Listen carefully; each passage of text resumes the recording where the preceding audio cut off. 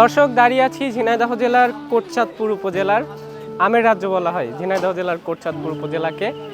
আর এই আমের রাজ্যে আপনাদেরকে ঝিনাইদহ টিভির পক্ষ থেকে আন্তরিক শুভেচ্ছা এবং অভিনন্দন জানাচ্ছি। পুরো জায়গাটা জুড়ে একটা বড় আম বাজার। আজকে পুরোটা সময় জুড়ে আপনাদেরকে আম বাজার ঘুরে ঘুরে দেখাবো, কি কি আম পাওয়া যায় এখানে সেগুলো সম্পর্কেও আপনাদেরকে ধারণা দিব এবং কথা বলবো বিভিন্ন আড়তের মালিকগণ এবং এখানে যারা সংশ্লিষ্ট আছেন সবার সাথে।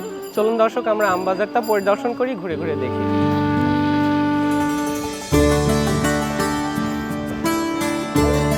আসসালামু আলাইকুম। ওয়ালাইকুম ভাই কেমন আছেন? আছি আলহামদুলিল্লাহ। আচ্ছা, যে আম বাজার কোটচাঁদপুরের বিখ্যাত একটা বাজার, অবশ্যই এই বাজারে আপনি কতদিন ব্যবসায়ের সাথে আছেন? এই প্রায় 25 বছর। এই আমের সাথেই আছেন 25 বছর। আচ্ছা, আমাদের বাজার প্রতিষ্ঠিত হয় কত সালে? বাজার তো প্রতিষ্ঠা তো অনেক বছর, এই জায়গায় এসছে আজ 20 বছর। আচ্ছা আচ্ছা, এর আগে ভিতরে ছিল। এখন তো পুরোপুরি আমের সিজন চলছে, কি কি আম এখন বেচাকেনা করছে? এবার হিমসাগর, ন্যাংরা, আটি জাতীয় এই আম। আচ্ছা, হিমসাগর কেমন দাম যাচ্ছে? হিমসাগর ভালোটা 80 টাকা, 75 টাকা। 75 টাকা 80 টাকা। আর ল্যাংড়া? ন্যাংরা 70, 75। 70 75। আর কি কি আম সামনে আসছে? সামনে আমরুপালি আসবে, কাটিবন আসবে, হাড়ি ভাঙা আসবে। বিগত দিনগুলোতে কিংবা বিগত বছরগুলোর থেকে এবছর আম খুবই কম দেখা যাচ্ছে, মূল কারণ কি বলে আপনি মনে করেন? উৎপাদন নাই, তারপরে এই আম বাগান সব কেটে দিয়ে ড্রাগন লাগাইছে, তো এই কারণে আমের ফলনটা কম, ওষুধ খরচে টাকা ওঠে না, সার ওষুধের দাম বেশি, চাষিদের লস হয়, এই কারণে আম বাগান রাখতেছে না। আচ্ছা, আম বাগান কেটে দিয়ে অন্য ফল বাগান করার প্রচেষ্টা চালাচ্ছে। দর্শক, আপনাদেরকে যেমনটা শোনাচ্ছিলাম, ঝিনাইদহের কোটচাঁদপুরের যে প্রসিদ্ধ আম বাজার, আমরা কথা বলছিলাম একজন আড়তদারের সাথে। দর্শক, আমরা আরও আপনাদেরকে বাজার ঘুরে ঘুরে দেখাবো এবং আরও বেশ কয়েকজনের সাথে কথা বলবো।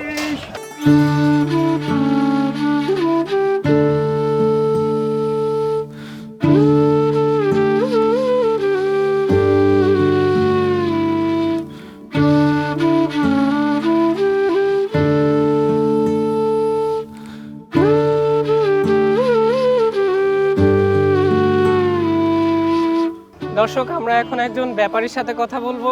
উনি কোথা থেকে এসেছেন, কোটচাঁদপুর বাজারে কেন এসেছেন, এসব বিষয়গুলো আপনাদেরকে একটু জানাবো।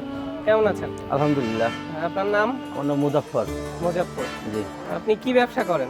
আমি এই ফলের ব্যবসা করি, কাঁচামাল। ফলের ব্যবসা করেন। কবে এসেছেন এখানে? এই মাত্র 20 মিনিট। মাল কি কিনেছেন? হ্যাঁ, মাল কিনছি। কি কি মাল কিনলেন? খালি হিমসাগর, এই ধরো আপনি ন্যাংরা কিনছি, হিমসাগর চেষ্টা করতেছি কেনার জন্য। দাম কেমন বাজারে? 57 টাকা করে কিনছি। ল্যাংড়া কিনছেন 57 টাকা। টাকা। হিমসাগর কেমন দাম বলছে? হিমসাগর 62 70 এরকম চাইতেছে। এটা কোথায় বিক্রি করবেন? কোথায়? আমরা খলিলপুর বাজার, ফরিদপুর। ফরিদপুর খলিলপুর বাজার। জি। আর কোথা থেকে এই বাজারের লোকজন আসে? এটা আমি সঠিক বলতে পারবো না, আমি আমারটা বলতে পারি। বিভিন্ন এলাকায় থেকে আসে, বিভিন্ন দূর দূরান্ত থেকে লোক আসে। এত বড় আপনি একটা তো বাজার। শুনেছেন যে বাজারে বিভিন্ন ধরনের অনেক লোকজন আসে। অনেক জায়গাতে, অনেক দূর থেকে মানুষ আসে। মূলত কারণটা কি এই বাজারে এসে কেনাকাটা? আসলে এই বাজারে মূলত কারণটা হচ্ছে, এই বাজারে আমরা যে মালটা কিনলাম, এই মালটা আপনার গাউডা ফ্রেশ, মালটা ভালো। মূলত এই কারণে এখানে আমরা আগে আসি, তারপরে রানী ভাই এখানে চাইপে গেলে অন্য জায়গায় যাই। তাহলে কতদিন আছেন এই ফলের ব্যবসার সাথে? এই ফলের ব্যবসার সাথে আম যতক্ষণ আছে ততক্ষণ আছে, আবার অন্য জায়গায় এবছর কি কোটচাঁদপুরে প্রথম? এই প্রথম এই ব্যবসায়ী আমের প্রথম এবার। আচ্ছা আচ্ছা, ধন্যবাদ।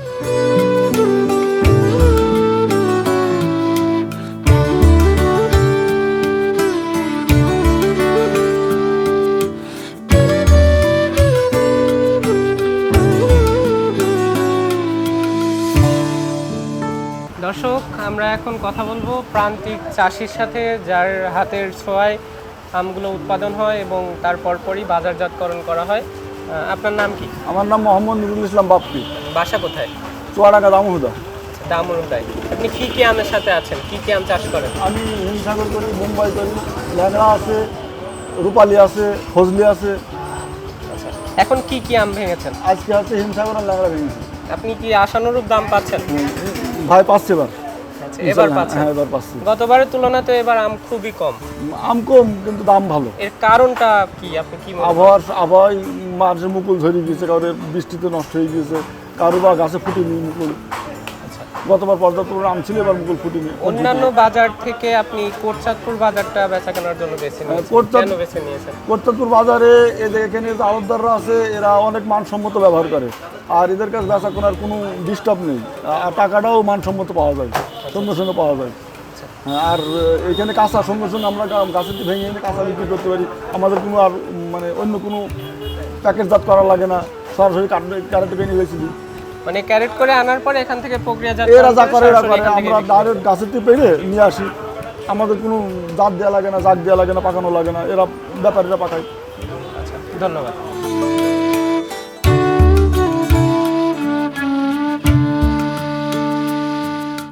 দর্শক, বসে আছি ঝিনাইদহের কোটচাঁদপুর উপজেলার আমের রাজধানীতে। এখানে দেখতেই পাচ্ছেন আমার হাতে টাটকা 2টি আম আছে। এই আমগুলো যারা প্যাকেটজাত করে তারাও আমাদের কোটচাঁদপুরের বাসিন্দা না, তারা এসছে চাঁপাইনবাবগঞ্জ থেকে। শুধুমাত্র এই আম প্যাকিং করার জন্য চাঁপাইনবাবগঞ্জ থেকে এই আড়তে তাদেরকে আনা হয়েছে। আমরা এখন একজনের সাথে কথা বলবো যে তাদের কি ধরনের কাজের সাথে এই আমগুলো প্যাকিংজাত করা হয় এবং বিভিন্ন স্থানে পাঠানো হয়। ভাই, যে আমটা প্যাকিং করলেন, আমটা কোথায় যাবে? আমটা যাবে ঢাকা। ঢাকাতে যাবে। আপনার বাসা কোথায়? আমার বাড়ি চাঁপাইনবাবগঞ্জ কনসার্ট। কানসাটে। জি। আচ্ছা, এই কাজের সাথে কতদিন আছেন? আছি, আমরা অনেক দিন থেকে আছি। এই যে আমটা সাজান, কেমন লাগে নিজের কাছে? ভালোই লাগে, আমাদের ব্যবসায় হয়ে গেছে এটাই, মনে করেন আম সিজন আম আমরা প্যাকেট করে লাগবে। আর আমাদের কনসার্টের লোক আপনার আম চাইতে ভালো। কতজন এসেছেন চাঁপাইনবাবগঞ্জ থেকে? এখানে অনেক লোক আছে, আমাদের 1-150 লোক আছে কোটচাঁদপুরে।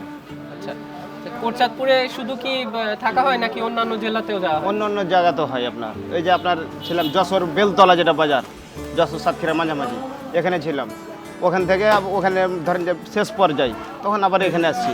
এখানে শেষ করে চলে যাবো আমরা, কেউ সাপাহার, কেউ যাবে কনসার্ট। আমাদের কাজই এটা, যতদিন আম থাকবে আমের সঙ্গে আমরা আছি। আচ্ছা, মানে মূলত আমের কাজের সাথে জি জি, আপনাদের। আমরা আম প্যাকেট করে আমাদের কাজ। আচ্ছা, এই যে আপনাদের হাতের ছোঁয়ায় আম চলে যায় নারায়ণগঞ্জ, সিলেট, বরিশাল, মানে বিভিন্ন জেলাতে চলে যায়, এই জিনিসগুলো কেমন লাগে? ভালোই লাগে। আর আমরাকে ডাকার উদ্দেশ্য হলো আপনার যে আমাদের চাঁপাইনবাবগঞ্জ কনসার্টের লোক আম চাই এত ভালো, আম প্যাকেট করার এতে আপনার দাম কম বেশি হয়, মানে যত যেরকম সাজ দিবেন সেরকম আপনার দাম বাড়বে, মানে যত সুন্দর করে সাজানো সুন্দর হবে হবে। তত দাম হবে। তত দাম হবে। আর না আবি ঝাবি করে ভরে দিলে তো হবে না, আচ্ছা আচ্ছা, সাজানোর একটা ব্যাপার আছে, এ সাজ সব জন জানে না। ধন্যবাদ আপনাকে। জি।